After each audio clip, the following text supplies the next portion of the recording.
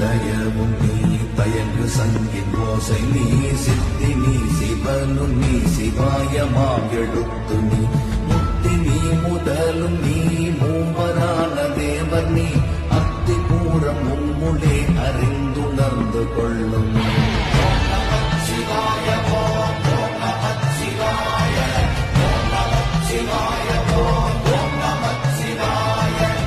சித்தத்தை சிவன் மீது வைத்து தன் ஜீவனை சிவனோடு இணைத்தவர்கள் சித்தர்கள். அப்படிப்பட்ட சித்தர்களில் ஒருவர்தான் சிவவாக்கிய சித்தர். அவர் பாடிய பாடல்தான் இது.